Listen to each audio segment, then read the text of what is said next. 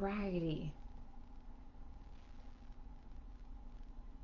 Okay, we are live. Hello, hello, hello.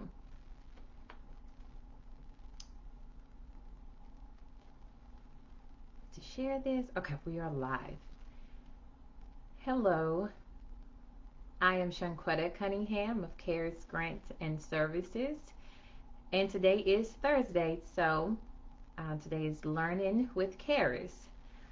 And we're a little behind the 11 o'clock hour. I was attending a summit, and so I wanted to ensure, though, I come as promised on Thursdays to share some success tips as you are scaling and building your nonprofits and businesses. So I'm going to give it a few and share this on some other outlets, to some other pages, and we'll get started. Okay. Sorry, I was on my ABC app, looks like. And I hope all is well. Okay, awesome. Let's share this.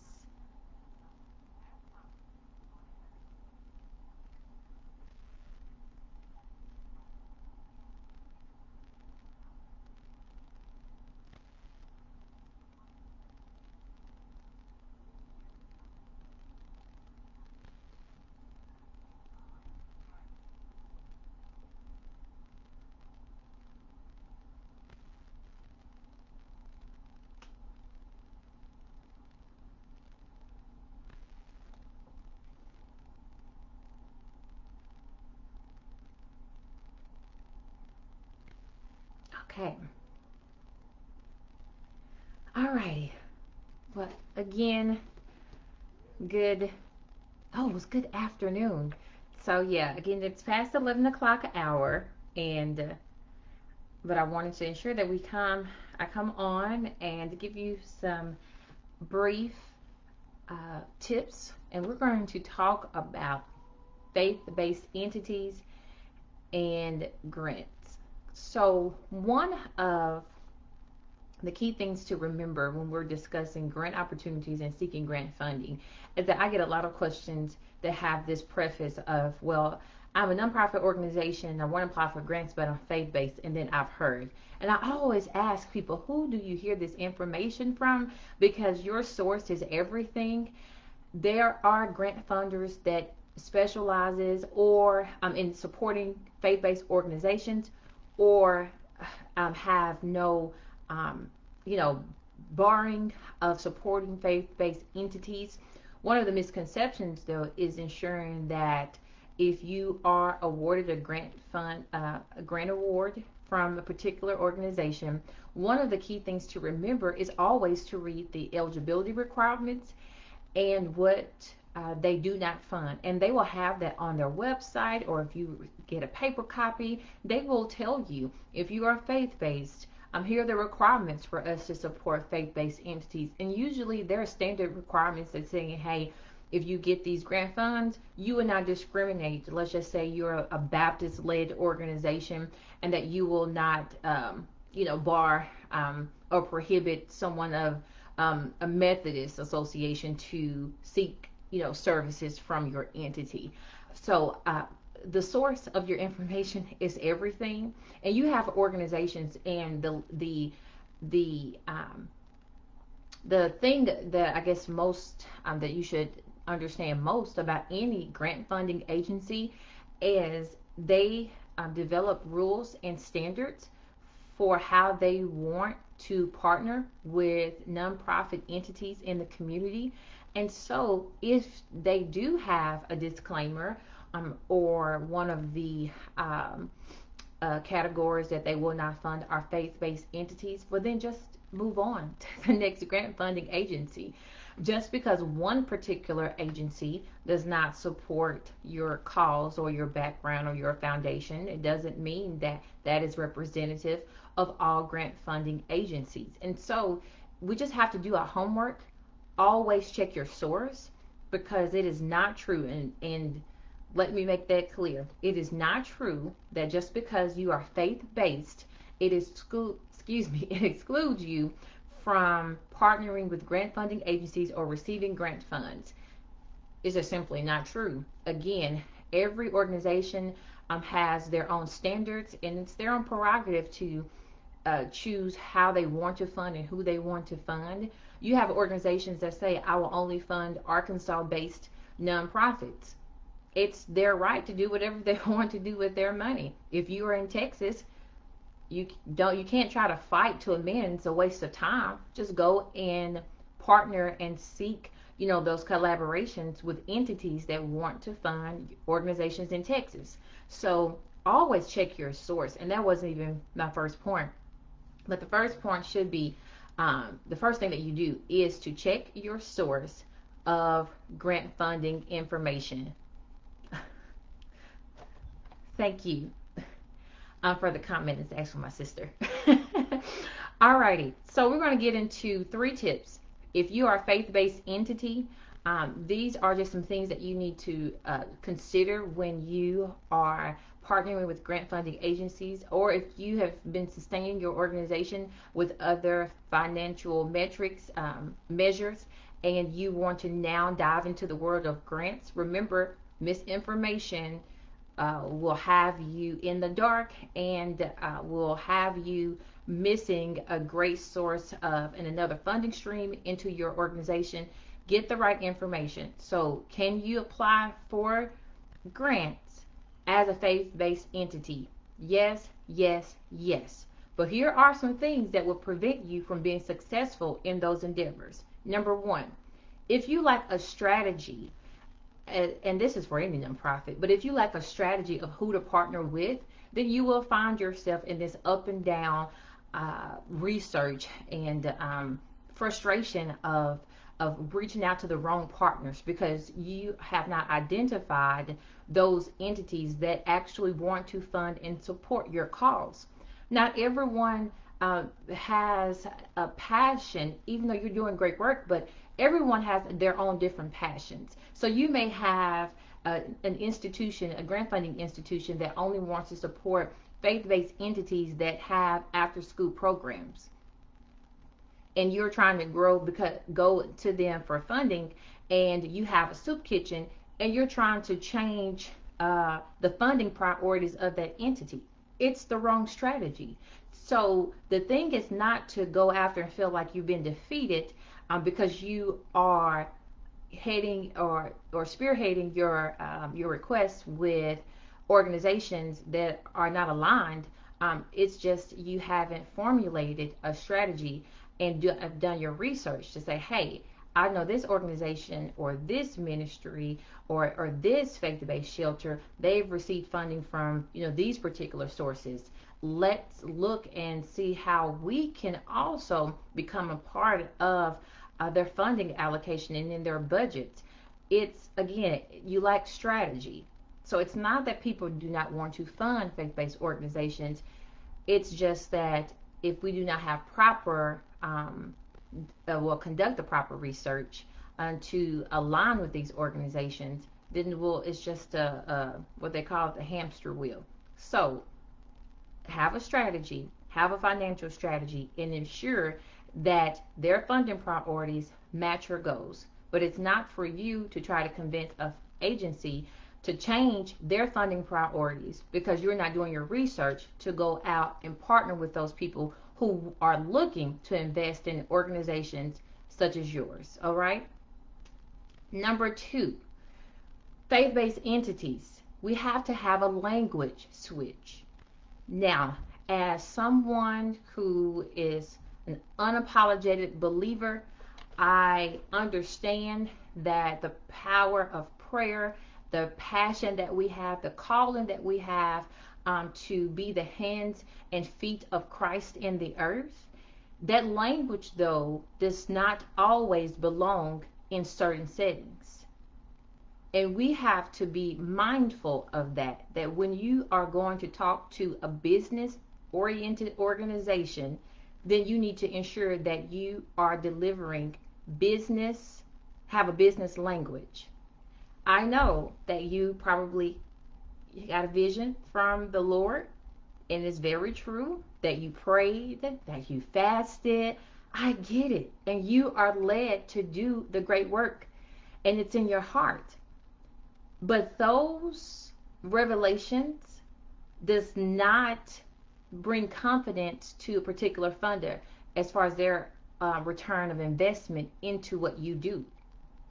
Because honestly, when we go to these entities with that language, it really is all about you, your vision from God, what you want to do, how you can save others.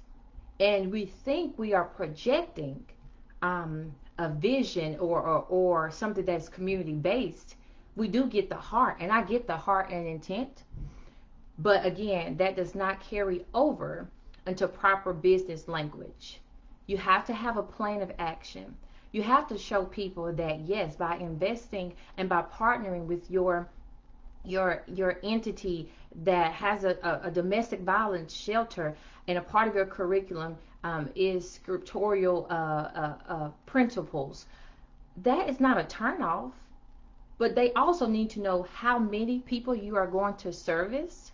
What's the hours of operation? What is your projected budget? How you measure the success of the people that you are helping in your organization?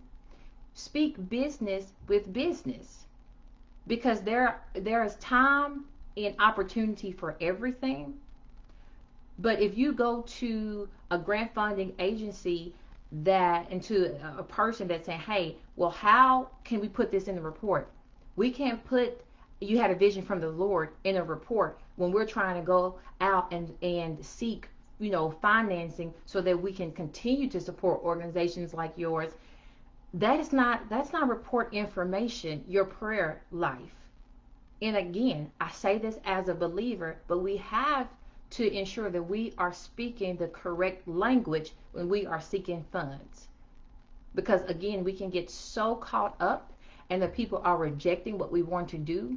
But going back to point number one, we are lacking the strategy. So remember, number one, we have to have a strategy. And then number two, we have to have that language switch.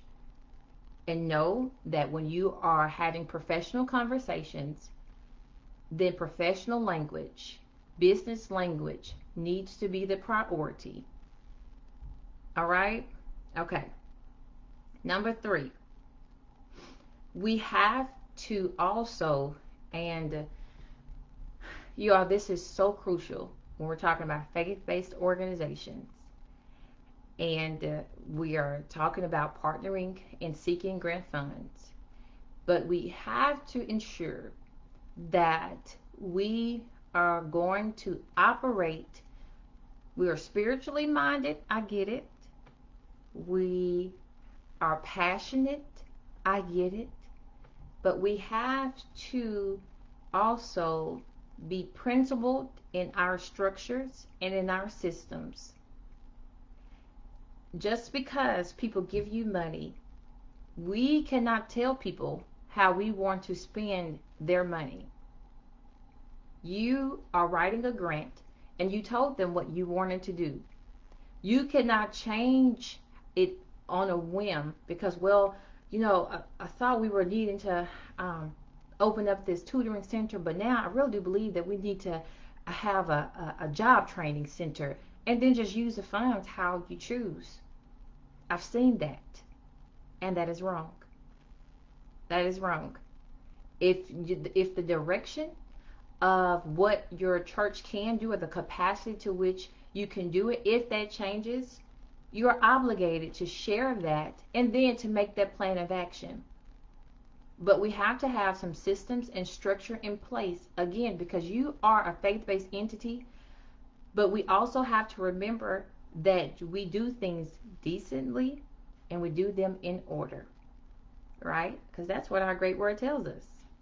That also comes down as well when we are seeking those partnerships, that we have to have structure and systems in place. I know people will say, well, we shouldn't bring business into these spaces.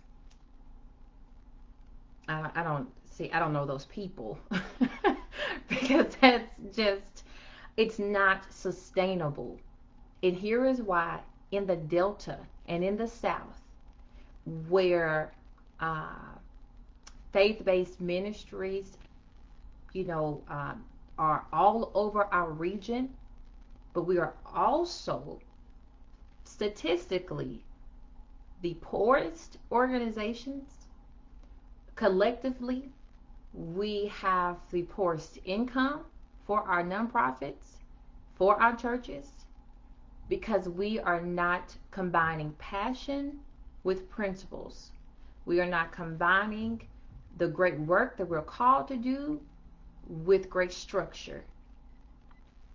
And then we wonder why we can't get the support, and we're begging people because you are doing the great work. But grant agencies and grant funding agencies need to see solid plans of action. And just like you can walk and blink at the same time, you can have a passion to serve and also do that with sound structure and sound systems and sound strategy. So we have to be professionally minded in the callings that we have and in the organizations that in our organizations, especially if you are trying to partner. Again, we cannot bend grant funders' requests when we have stated if we get this funding that we are going to abide by the rules that you have set. And I just want to share that because it's just such a misconception about faith-based entities, about grants. Again, you can get grants, but we have to have some structure. You can get grants, but we cannot go into meetings with certain language that does not propel or on the other side that doesn't seem there's a reward for grant funders to support you. Again, it's all one-sided if the only thing that you are sharing is your vision and how you want to accomplish and what you would do, and that people need to write you a blank check and there's no investment for them. This is an exchange for this, and this goes for any type of nonprofit organization seeking grant funding. This is an exchange that they're saying we may not can do the day-to-day work that you are doing, but because you will execute it and you will document it and you will implement it, what we can do our part in the world is to financially support you to do that work. And in return, we can take also success when you capture the data, when you capture the number of people that you are serving, when you wisely spend the money and you keep up with those expenditures, then we can also say, hey, we supported the Dale Soup Kitchen. I'm just making up a name. And we see, and because of the great work, we were able to feed 500 people in 1 year. We were able to provide 13 jobs. You have to capture that information. You have to capture that data. And again, we must be professionally minded in the great work that we are called to do with faith-based entities. So, just a recap of Learning with Karis on today, talking about funding success and faith-based entities. Remember, faith-based entities actually can seek grant funding and become grant recipients, but we have to have a strategy. We have to ensure that we speak business language, even in our spiritual endeavors. And 3, we have to have sustainable structures and systems. And once we get those awards, and we have to do what we said we were going to do with those funds. All right? Okay. So I hope on today that you did gather something from Learning with Karis. And before I go, I would like to say that on next Thursday, October 29th, from 5:30 p.m. to 7:30 p.m., I will be hosting a grant writing and readiness workshop. It is designed for the everyday leader. I believe, and I'm saying this as a consultant, I believe that every leader of a nonprofit organization should have the basic skills to write grants. That you should not always have to outsource or hire a consultant to attract low level amounts such as $5,000, $10,000 into your organization. Those are skill sets that every leader should have. And so with this course, you will get the blueprint to do just that. But before we even dive into grant writing, I will share tips like the ones today, and how to structure your organization or become grant ready, so that when you are seeking those funds, you have those things in place, those organizational things that are so important before you even begin the writing process. Just giving you false hopes of saying, hey, take this grant writing course, you're going to learn grant writing, go apply, and you're not capturing your board minutes, you don't have contact information for your boards, you haven't even met in 6 to 8 months. All of those things can negatively impact your organization. So we're going to devote about the first 30 minutes into how do we become grant ready, and then dive into the meat of how to write successful grant proposals. And so if you believe that this course is for you, or you want to share with your board members or your staff, I definitely would encourage you to enroll. Um, I I think the early bird special is actually ending today, to where you will get 20% off of registration. So again, grant writing and readiness next week, Thursday, October 29th. You can go to www.consultcharis.com.